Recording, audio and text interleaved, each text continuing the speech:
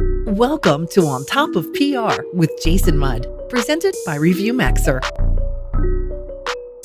Hello and welcome to On Top of PR. I'm your host, Jason Mudd. Today I'm joined by Matt Hurst. Matt is Vice President of Communications with Nielsen, and formerly he is the head of global sports marketing and communications for Amazon Web Services. Matt, welcome to the show. We're glad you're here. Thanks, Jason. It's a pleasure to be here. Happy to talk to you. Yeah, I'm glad to be here too. Glad to be joined by you. I'm going to read your short bio here and then let you maybe just add a little bit to it. So you started off your career as a sports writer, worked your way up to become head of global sports marketing and communications for Amazon Web Services, or AWS, before eventually taking your current role as VP of Communications at Nielsen. What else would you like our audience to know about your background? That it's a circuitous path to where I ended up. As you say, I started as a sports writer, and who knew that about 10 years after exiting that I'd be working side by side with AWS CEO Andy Jassy, who's now the Amazon CEO, to deliver a keynote speech about cloud computing technology. So I think just in general, the opportunity to continue learning and continue evolving as a communications professional can really put you in some unique situations that add to your career and to your life. It's really served me well and allowed me to take on bigger, larger responsibilities at Amazon and eventually come over to a pretty large leadership position here at Nielsen. So as we were talking before we pressed record, you were talking about this keynote speech that apparently is 3 hours long. Why don't you tell us why and who it was to, and were they still alive at the end of this 3 hours? Well, yeah, to answer the last question first, yes, they were, and a lot of applause, if you will, for the folks that tuned in. I was tapped. I was working on the AWS PR team at the time, and was internally recruited actually at Amazon to come and work on Andy Jassy's keynote. And he delivers an annual keynote address that lasts 3 hours at the time for AWS before he moved on to becoming CEO at Amazon.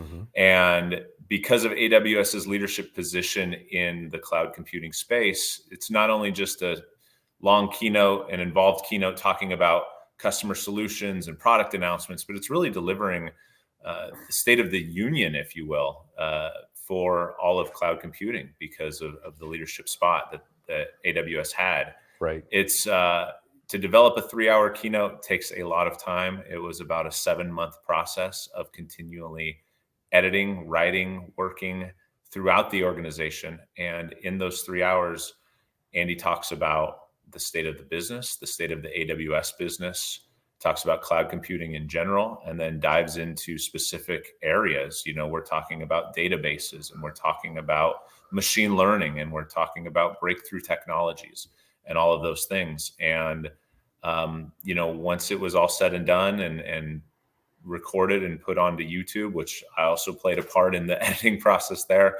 it was viewed at the time by over 1 million people. And at that moment, it was the most watched keynote that Andy had put together. So took a lot of pride in that.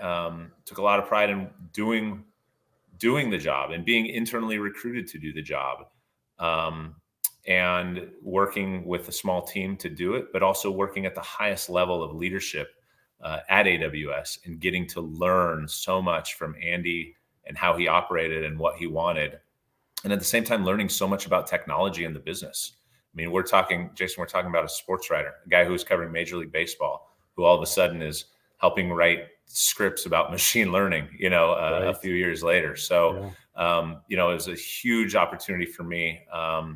And just as a side note, I initially declined the opportunity to go do it. I was very happy doing what I was doing with the AWS PR team, and told the hiring manager, I said, no, thank you. And she bought me another cup of coffee. And then I talked to my wife, and my wife said, Matt, how often do you really have this opportunity to work at the Andy Jassy level? Right. It's going to be a grind. I love you. I support you. I'll handle the kids and family and all that good stuff. Go grind, because you don't get these opportunities handed to you. And so I did. And it was one of the best career moves that I had made. Nice. Well, so having, gone through that, on the other side, what's kind of some of the advice you would share with our audience with working with busy executives and producing meaningful keynote and other executive communications? A couple of things. The first one is storytelling, in the sense that I think a lot of communications professionals view themselves as storytellers, Mhm. and that's part of what gets all of us into this business, one way or another, as a writer or a verbal storyteller, and that's what's interesting to us. And it's easy to sometimes lose sight of that, in the sense of, hey, you're trying to write a press release, or you're trying to write social media posts or internal communications. But at the end of the day, like, the way we should all view ourselves is as storytellers. And that's what the keynote was. It was telling stories through customer lenses on how customers were facing issues and facing problems, and how, the new solutions that Andy was announcing and releasing were helping solve those problems, and being able to tell those stories. And so I took that as a big part of it. Like, no matter what type of communication I'm trying to do or produce, you're telling a story. And obviously you're trying to understand who your target audience is, and you tweak it based on that. That 3-hour keynote is maybe not going to be as well received by people that are interested in maybe where I work now at Nielsen, but at the same time, like, your target audience, and you're telling the story to them. Another big lesson that I learned from that opportunity that I've carried forth is, I've always viewed myself as having a pretty high bar in terms of just quality and what you put out there. Especially if you're going to put your name next to it. It's just something that I'm proud of about myself. But Andy's bar takes it to a completely different level, and that's obviously like why he's where he is. And the push that he would make, and what he would stand for in terms of the amount of excellence you would have to bring into the room and bring in terms of your writing and conversation, was otherworldly. And it's allowed me to take what I already felt I had as a high bar and push it even higher. And ideally it creates a ripple effect around you, that if you're striving for this high bar, hopefully that helps others do the same thing. And then another thing too is, despite that high bar and how Andy wants, or expects, things to come to him, is that he's a very gracious human being. He's a really nice guy, and he's a tremendous leader. And so even, sometimes people get into a situation where they're working with leadership, and, CEOs, no matter what company, usually have that high bar, but sometimes might not be the most human about it, and could be really driving for results at the sake of the human touch. And Andy didn't Right. lose that. Yeah. He was gracious. He would thank you for your hard work, because he knew, he understood what was going into it, and all the people you had to talk to, and all the things you had to read, and all the areas you had to understand, to bring that out. And so that's absolutely something that I've tried as my career has grown, and my leadership has gotten bigger in terms of people that I work with, that you can still be gracious, that, you can take an extra beat in that email. You can check in with people and still have that human element to it as well. And it's important not to lose sight of that. And especially after the last couple of years, what the world has gone through, to still have a gracious side, and still be human in how you communicate. So I'd say that, storytelling, high bar, and being a good person were some of the big lessons that I got from that experience that I've tried to carry forth. And we'll be sure to put a link to the keynote on YouTube, assuming it's still available, Absolutely. for our audience in the episode notes. So kind of tell me about, Matt, your current role, and, what your day-to-day is like. Yeah, the current role now, leading our external comms at Nielsen, is exciting, in the sense that I get well, again, you go back to learning, right? And I kind of made the joke about being a sports writer and learning machine learning. Well, at the same time, now I'm in this completely new field, a new business, and learning about TV ratings and streaming ratings, and also marketing solutions that Nielsen is providing, and the metadata that's powering all the entertainment we consume, right? And learning new industries and learning new ways to do things is super exciting to me, super fun. And that's what makes the day-to-day unique. No day is going to be exactly the same. Mm-hmm. which is exciting because you wake up and you're like, okay, am I in proactive mode today for communications? Am I creating big strategic plans? Am I in the weeds on understanding how some of this measurement ratings work and how do I communicate that?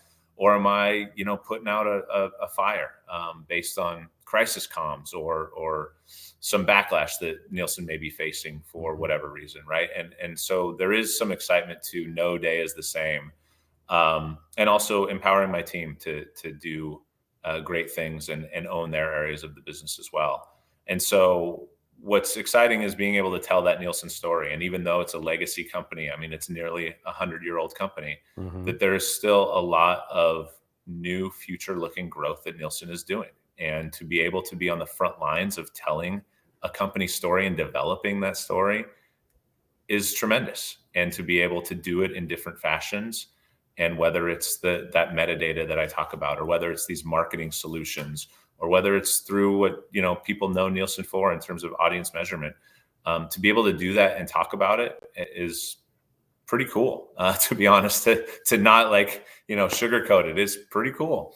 So it's fun, and to be able to work across teams and be able to craft those stories allows me to see a lot of different ways that we can do it, and to get out there.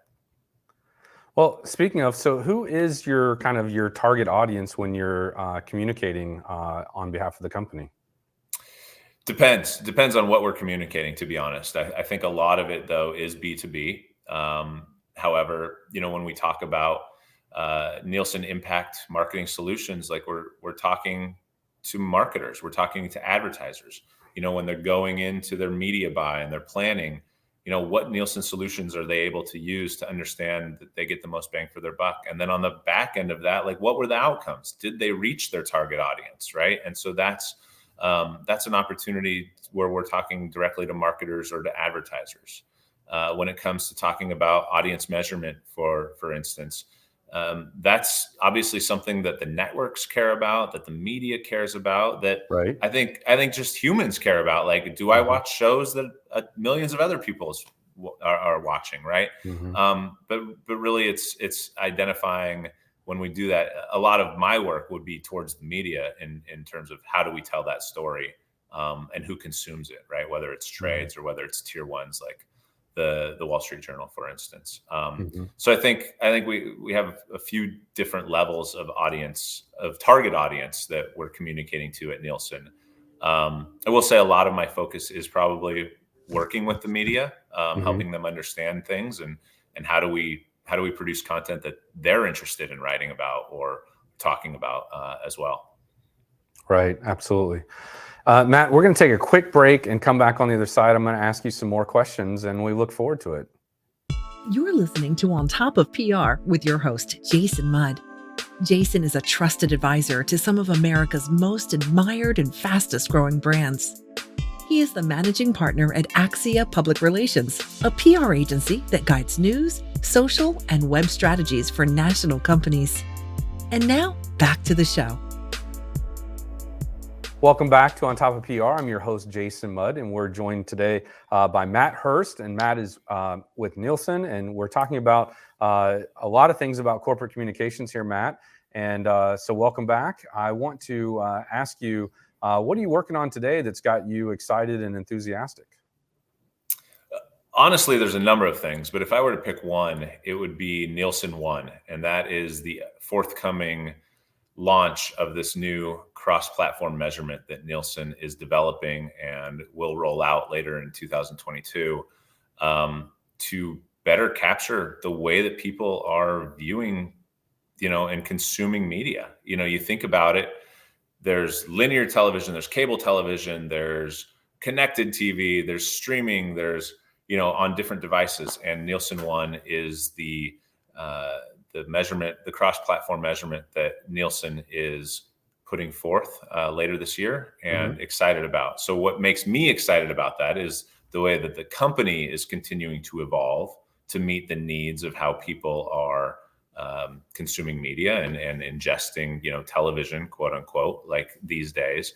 But because of that, not only when I talk about storytelling or communicating, I talked about Nielsen being a nearly 100-year-old company. Right. The fact that you can almost rewrite the script a little bit, like how often do you get to build foundational messaging on new things that are going to be transformational for the company? And that's, to me, I love doing that. I love being a builder in communications. I don't want to say that any comms job is easy, because we're all faced with a number of challenges and ways to bring it to market, no matter what you're doing or what story you're telling. But when you're able to build something and run it through all the traps and then eventually see that in market, whether it's through a keynote speech, whether it's through the media, whether it's through speaking opportunities, whatever, to sit back and be like, you know what, I built that and it was a grind or it was fun, whatever it was, to see it come to life, like, is kind of fun. That's something that excites me just in general about communications. Maybe I guess I'm Dr. Frankenstein in a way. No, it's true. My PR agency was involved early on in helping a community nonprofit build a community skate park. And, to be able to physically see it being built and kids using it, almost 20 years later is pretty exciting. And, something you can point to and say, we did that, that hopefully will last, for many more decades to come. So let's talk, what are some of the obstacles that you're facing in your current role? What are some of the challenges? Yeah, there's been quite a few, to be honest. Nielsen has gone through a kind of I don't want to say tough, but a trying last 6 months or so. There's a lot of competitors in the space. There's a lot of noise, quote unquote, within the industry, in terms of, Nielsen has been this legacy company that has been synonymous with the media industry and TV ratings for such a long time. And there's always going to be competitors, I think, in any space that you work in.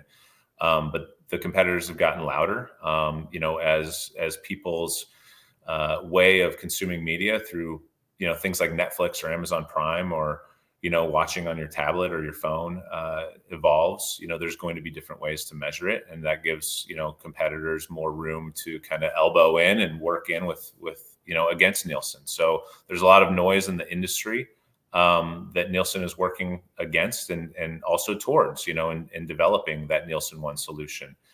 And so when you think about it, it's not just, hey, I work at Nielsen, it's this really well-known company, and I come from Amazon, it's this really well-known company. And, you think, like, just on paper, well, that looks kind of easy. Like, he works at these places where people are familiar with it. It's a known brand. But because of that, like, you deal with a lot of competition, a lot of industry noise, and a lot of assumptions, right? That people assume they know what your company does and assume they know what your product is being launched. So being able to tell those stories and get out and have the relationships with media and being able to properly identify and talk about what that is, right, is super important. So, that's an obstacle, and because of where Nielsen sits in the industry and some things that have happened over the past few years and during the pandemic, there's been a lot of opportunity for others to make some noise and get loud on some things. And so being able to fight back on that is certainly a challenge that Nielsen's been facing. And, kind of in the trenches on some days where you're really working to identify things, not to go out there and mudsling or try to redirect, but to tell the truth and get out there and say, look, this is what it is, versus what you may be hearing. Yeah. You're reminding me of a few things, it's always relative, big brands, $1 billion companies, they bellyache about how tight their budgets are. And, I'm like, well, it's all relative, when you're speaking to an audience of small businesses or something like that. And you're somebody from Amazon or, General Motors is like, well, budgets are tight. We don't have a big marketing budget. It's like, really? So, but, everybody struggles to get it. And then, like you said, and to that end, grass is not always greener. Are there any kind of crisis tips that you feel like would be valuable to our audience?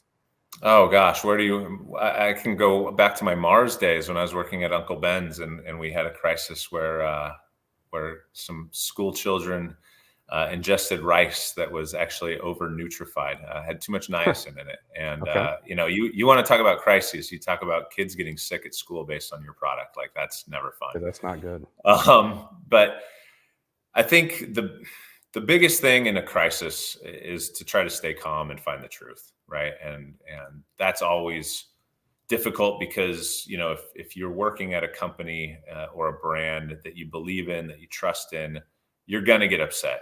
And that's probably the first like correct reaction is like, oh my gosh, like how could they do that to my place, right? That's company that I believe in, that I'm working for. But you can't let that out, right? You kind of got to be stoic, and you've got to be calm, even if the fire in your stomach is just really burning into lava, right?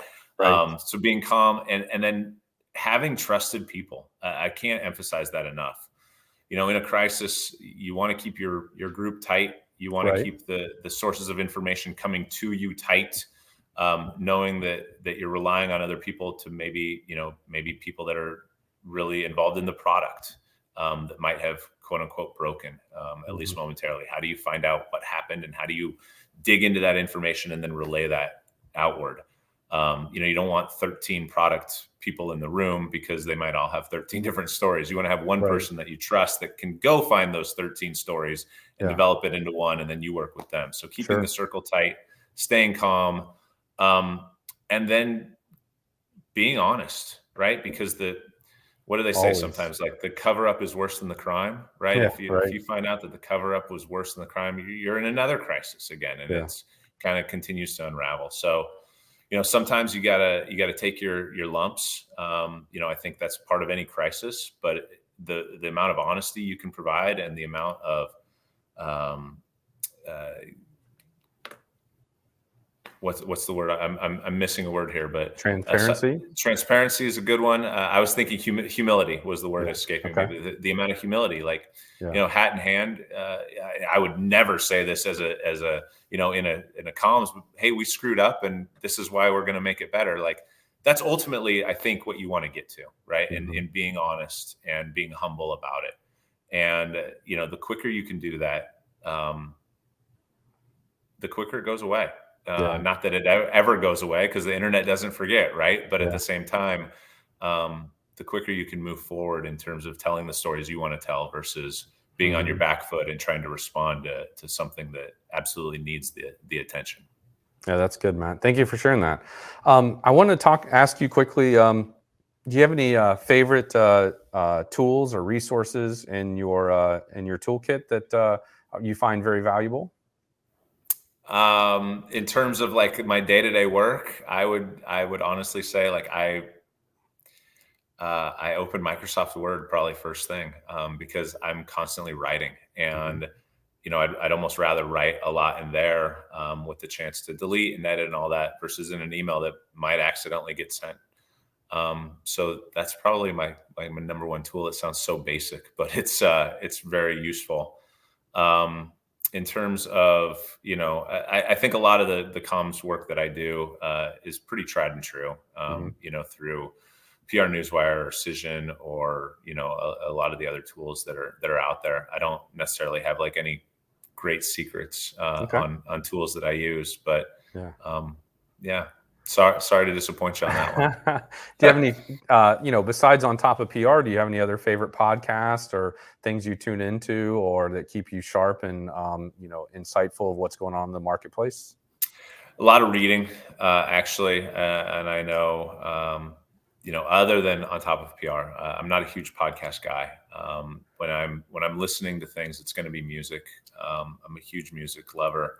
But what I like to do is I like to read. And whether it's quick hits, with morning newsletters, or it's the daily clips that we put out that not only cover Nielsen, but competitors, but also industry news.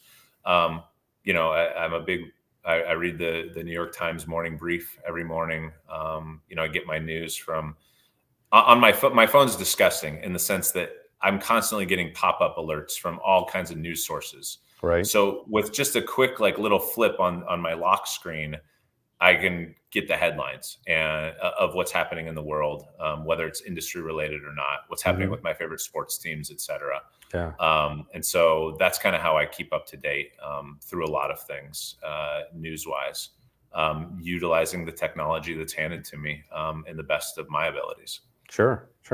Are there any books that you would recommend to our audience that are fellow public relations professionals or marketers or corporate comms folks? Yeah, honestly, when I read books these days, because I have two kids and a tough job, it's usually for fun, and I don't mean that PR books aren't fun. I try to like get my mind completely away from work. I've read a few leadership books recently, just especially taking on the past few roles that I've had. In terms of how you lead or different ways to lead. Um, but there's nothing like there's no like executive book or PR book that like springs to mind. I was actually just talking to one of my buddies about books to recommend, and they were all memoirs or I really enjoyed John Krakauer's books, like Into the Wild and Into Thin Air, things like that. So when I'm reading, it's trying to get away from the day to day of Yeah, sure. what I'm working in, and using it as an escape. Yeah. Again, I'm sorry, Jason, probably another disappointing answer. No, not at all. I mean, I'm a big believer that reading fiction and even historical or historical books and things like that are very interesting and keeps you sharp. And I'm a big believer in consuming information from various sources and industries and topics, and to keep yourself sharp. So I've got an eclectic mix myself, to keep me fresh and aware and alert and mindful of things that normally wouldn't be on my radar or colleagues' radars. So, yeah. Well, Matt, I appreciate you joining us on the show. It's been a pleasure to have you. And if a member of our audience is intrigued by what we talked about today and wants to make connection with you, what's the best way for them to reach you, Matt? Yeah, thanks, Jason. Thanks so much for having me. It's been a pleasure to be a part of it and to chat with you. The best way to reach me would be to find me on LinkedIn. Pretty visible, pretty easy to find, and I believe my URL is Matthew Hurst. Like I'm in trouble. My mom's yelling at me with my full name, Right. but I go by Matt. So I should be easy enough to find on LinkedIn. And please feel free to reach out and connect. Well, we'll also put a link to that in the show notes, and probably put a quote in there about the cover up is worse than the crime. I think that's something that's a really good quote that I hadn't heard in a while, but it's good for us to keep that in mind as well. So, Matt, again, it was a pleasure. Thank you for joining us. And with that, I'll wrap us up. You've been tuned in to On Top of PR, where we do our best to help you stay on top of PR. I'm Jason Mudd, your host with Axia Public Relations. I want to thank our guest, Matt, and our team at Axia that works so hard to put this podcast together. We appreciate you and we appreciate them. And with that, be well. Thanks for tuning in. This has been On Top of PR with Jason Mudd, presented by ReviewMaxer. Be sure to subscribe so you don't miss an episode, and check out past shows at ontopofpr.com.